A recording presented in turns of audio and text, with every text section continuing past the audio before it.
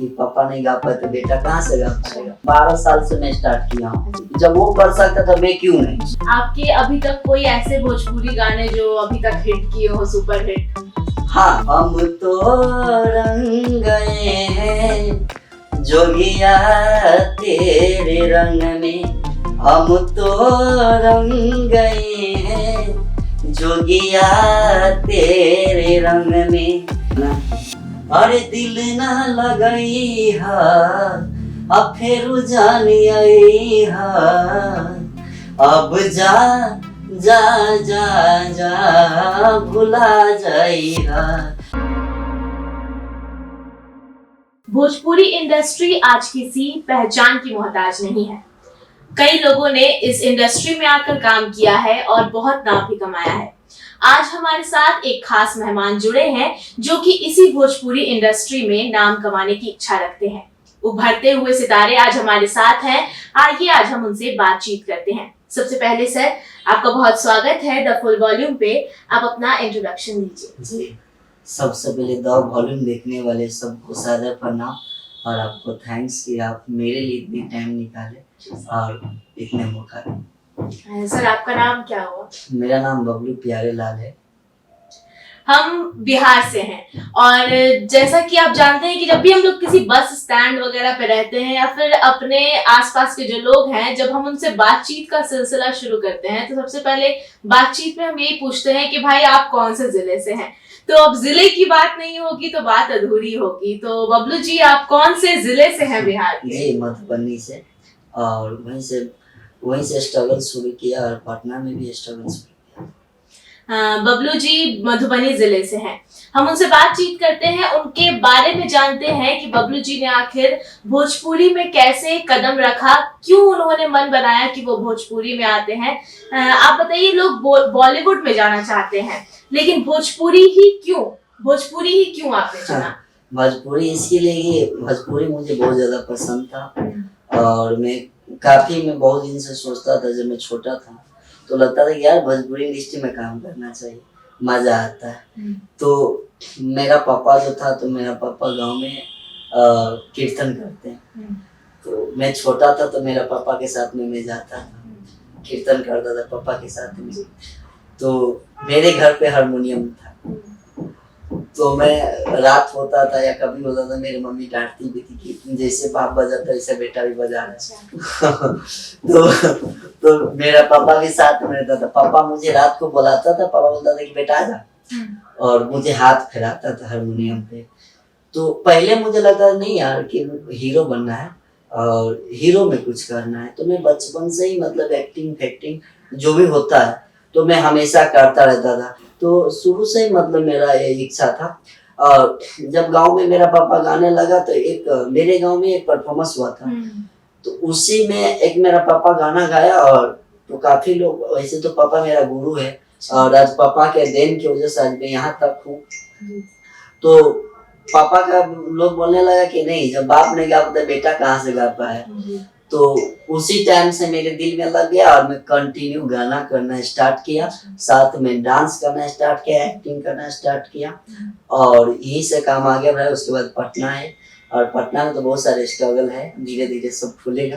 अभी इतना ही तक ही सही है। इन्होंने बताया कि इनके पापा भी जो है वो इस फील्ड में है, गाना गाते हैं। तो बहुत सारे लोगों से हमने सुना है कि जब वो अपने करियर की शुरुआत करते हैं तो फैमिली से सपोर्ट नहीं मिल पाता है उन्हें, लेकिन बबलू जी के केस में ऐसा शायद नहीं लग रहा है क्योंकि उनके पापा भी कीर्तन वगैरह करते थे। तो आपके फैमिली से कैसा रिस्पांस था जब आपने कहा कि हाँ हमको भी गाना गाना है पापा की तरह? तो क्या पापा ने सपोर्ट किया? मैं तो चाहता हूँ भगवान से कि शायद मेरा जो फैमिली है वैसा फैमिली हर घर में दे, कि ताकि हर घर का बच्चा अपनी सपना को साकार कर सके। मेरे बड़े वाला भैया है, वो भी बहुत बड़ा सपोर्ट किया मुझे, और उससे भी छोटा है वो भी सपोर्ट किया। और पापा का तो मतलब अनगिनत था कि कितना सपोर्ट किया, उनका देन है। और साथ में सब लोग मुझे अच्छा सपोर्ट किया। मेरा भाभी जी है, मेरा मम्मी जी है, मेरा सारे लोग मुझे सपोर्ट किया है। और गांव वाला भी, जब मैं कदम आगे बढ़ाया तब गांव वाले लोग मेरा सपोर्ट करना स्टार्ट किया। शुरुआती में नहीं कर रहा था, शुरुआती में बोलता था कि जब बता ही दिया अगला वाला ने कि पापा नहीं गा पाए तो बेटा कहाँ से गा पाएगा, तो यही दिल में लग गया था और कंटिन्यू करना स्टार्ट किया और आज तक यहाँ तक हूँ, कोशिश कर रहा हूँ और भी अच्छा काम कर। अच्छा, कितनी उम्र से आपने मतलब गाने की शुरुआत कब की थी?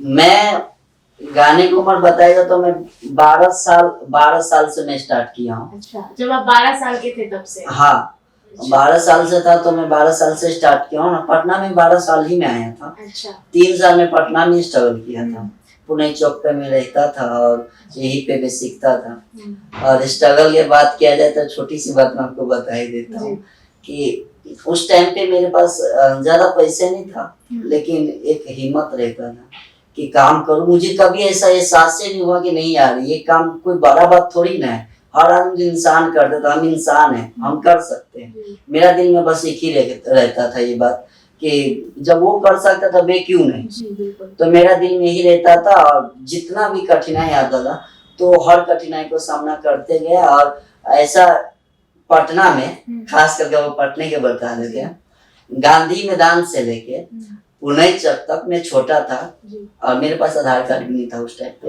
मैं छोटा था तो नहीं बनाया। तो उसके बाद में ऐसा कोई दुकान नहीं होगा या ऐसा कोई कंपनी नहीं होगा जो अपना इधर से कि जहां मैं जाके अपनी जॉब के लिए नहीं बात की। अच्छा। लेकिन कहीं भी मुझे जॉब नहीं मिला। और एक बोरिंग रोड है जहाँ एसके पुरी पार्क से जस्ट इधर आएंगे, वहाँ पे कपड़े की दुकान था और मैं 2-3 दिन काम किया था, लेकिन मेरा तो नाचना गजना पसंद था तो मैं नहीं कर पाया, भाग गया। खैर, भगवान को कुछ और मंजूर था, भगवान चाहते थे कि वो किसी और तरफ जाएं, जिस तरफ उनकी इच्छा है, जिस तरफ उनका मन लगता है वो उस तरफ आगे बढ़े और उसी तरफ काम करे, इसलिए शायद आपको उन सारी जगहों पर काम नहीं मिल पाया। खैर, आपने बताया कि आपके पापा कीर्तन वगैरह करते थे, तो आपके पापा चाहते थे क्या कि आप भी उनकी तरह गाना बजाना करें या फिर गाना गाएं, या फिर उनका कुछ और सपना था, उन्होंने अपने बेटे के लिए कुछ और प्लानिंग की हुई थी? अगर ये बात किया जाए तो ये मेरा एक खानदानी होता है ना, खानदानी एक पैसा भी है। मतलब है कि मेरा पापा टीचर है। अच्छा। और पापा टीचर है और पापा नेपाल में जॉब करते हैं।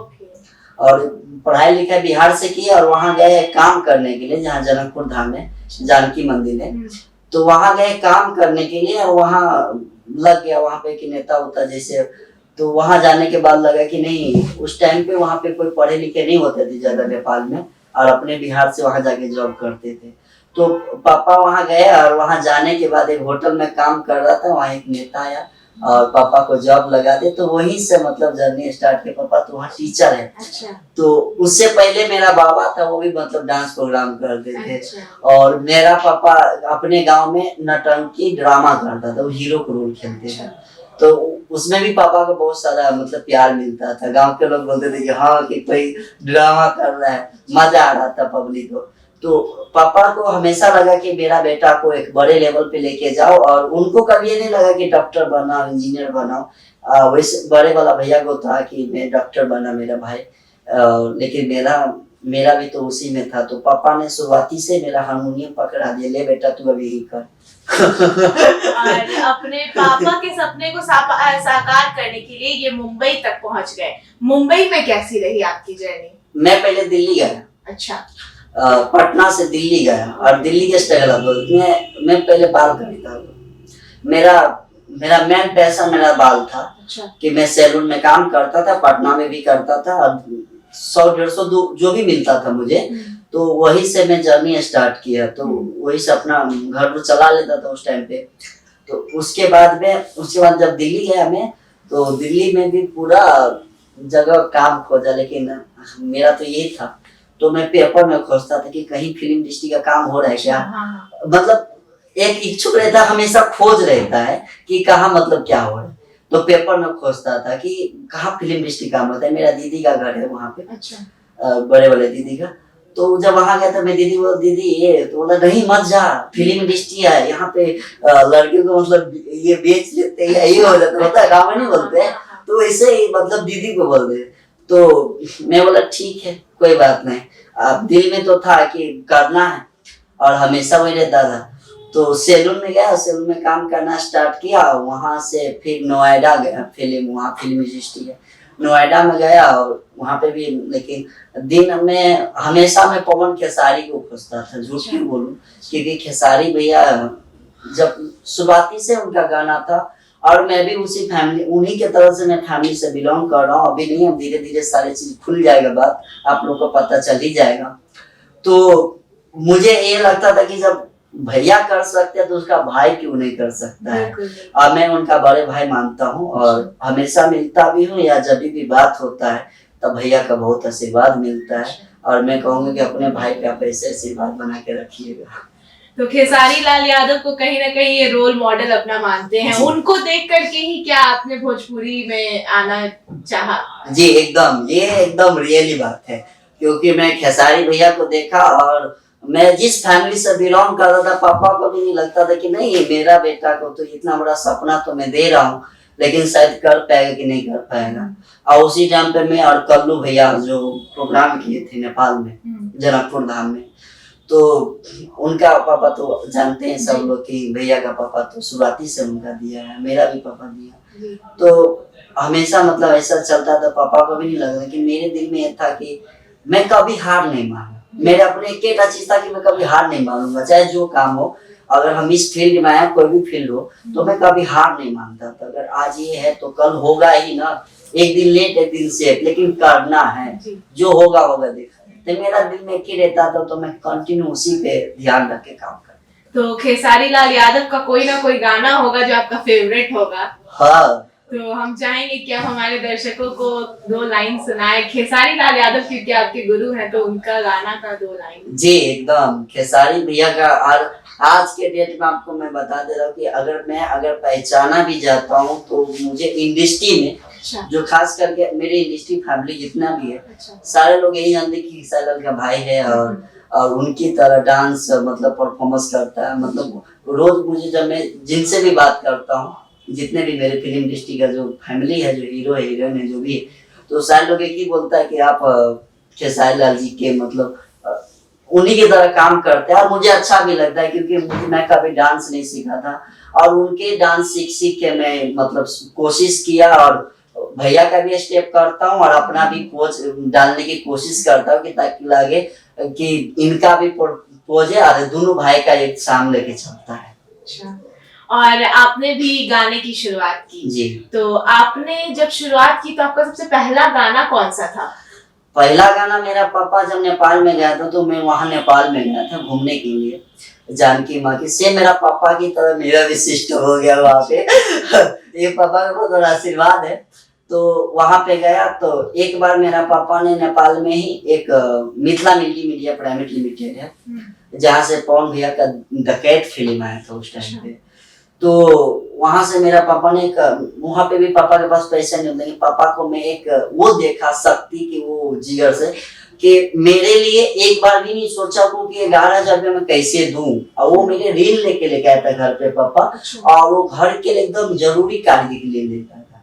तो पापा ने बोला कि नहीं ठीक है, तो 11,000 रुपये ले, लेकिन काम कर। तो वहां पे मुझे मौका नहीं मिला, लेकिन बस 2 दिन के बाद मैं वही नेपाल में ही था जहाँ मेरा पापा जॉब कर रहा है। तो वही नेपाल में था और जनकपुर धाम में। तो एक फिल्म से मौका आया कि शिक्षा ने जीवन हो, फिल्म का नाम था नेपाली फिल्म। तो वहीं से मैं जर्नी स्टार्ट किया, उसी में गाना भी गाया था। अब सुनाइए देता हूँ। एक वहाँ का भाषा है, नेपाल का भाषा में गाना है। म डॉक्टर बन्छु, म इंजीनियर बन्छु, म नेता बन्छु, अभिनेता बन्छु। मतलब एक सामाजिक के मतलब गाना था। उसके बाद में मैं एक गाना गाया था जो मेरा फर्स्ट गाना था, एक लाइन बस याद है मुझे, बहुत पुराना गाना है मेरा। दिलवा तोरी दिहालू, दिलवा तोरी दिहालू, सपना सजाई के जा जाए जान हमके भुला के। ये बहुत पुराना गाना था, मैं खुद ने लिखा था ये गाना। बहुत खूब। नेपाली गाने से भोजपुरी तक का सफर कैसे तय किया? मैं 4 भाषा में गाना गाया हूँ। आज बताइए देता हूँ।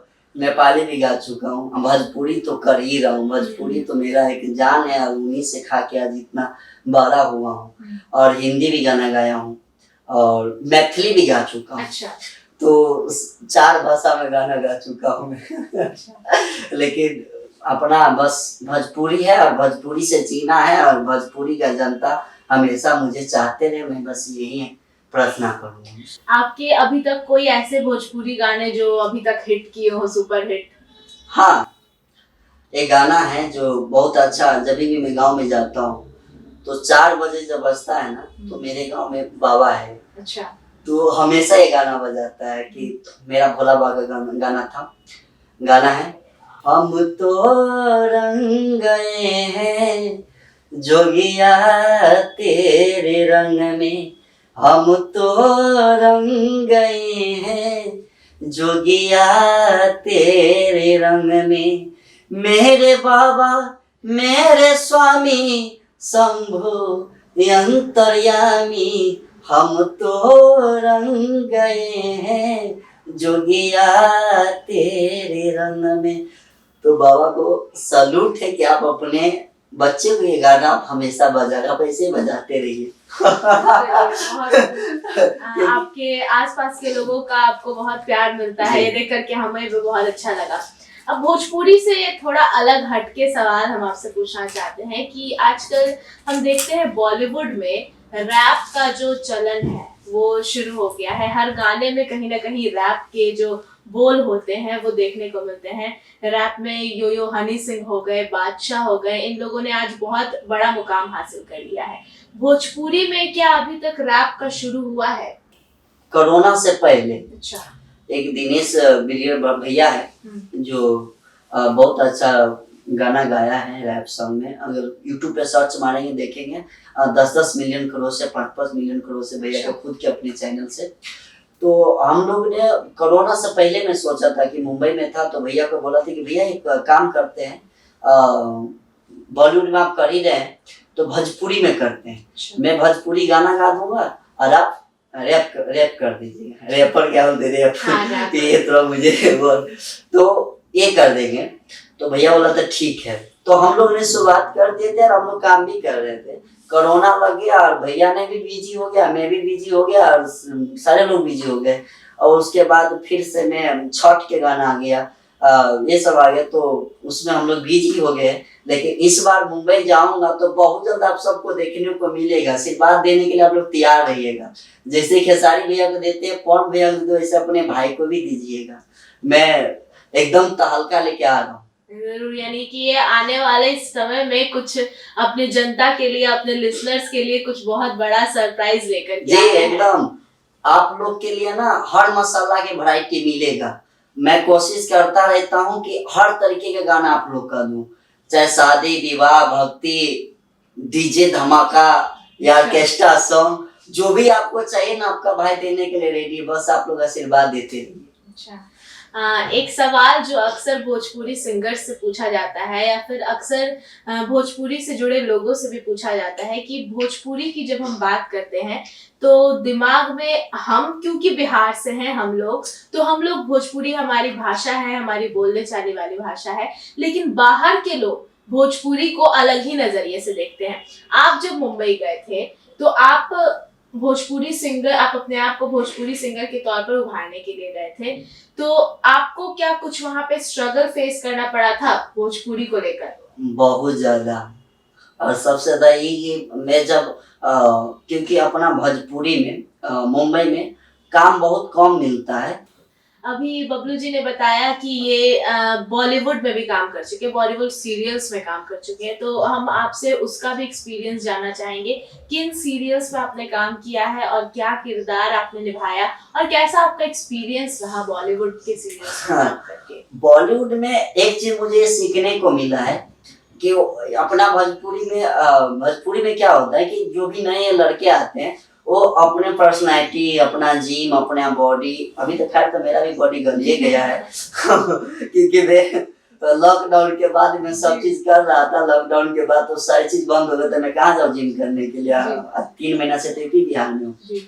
तो वहाँ के सिस्टम ये देखा कि वहाँ के लड़के होते हैं कि अपने अगर 10 रुपया कमा रहे हैं ना वो गाने से या कोई भी चीज से, तो वो अपना बॉडी मेंटेनेंस में करने फिजिक पे वाला अपने काम करते हाँ, हैं जी। तो अपने अपना बॉडी पे ध्यान देते हैं, ड्रेस मेंटेनेंस पे, हर चीज पे ध्यान देते हैं। जब बबलू जी से हमारी बातचीत हो रही थी तो उन्होंने हमें ऑफ कैमरा बताया कि उनका कोई एक वीडियो यूट्यूब पे मिलियंस क्रॉस कर चुका है, उसके बारे में भी आप बताइए दर्शकों को। हाँ, यूट्यूब पे नहीं, ये फेसबुक पे। अच्छा। और मैं नेपाल गया था और नेपाल में एक परफॉर्मेंस किया था, तो एक मेरे साथ में एक लड़का गया था, तो छोटा सा वीडियो बना लिया कि भैया एक वीडियो बना लेते हैं ना और डाल देंगे। मैं बोला चलो ठीक है बना लो।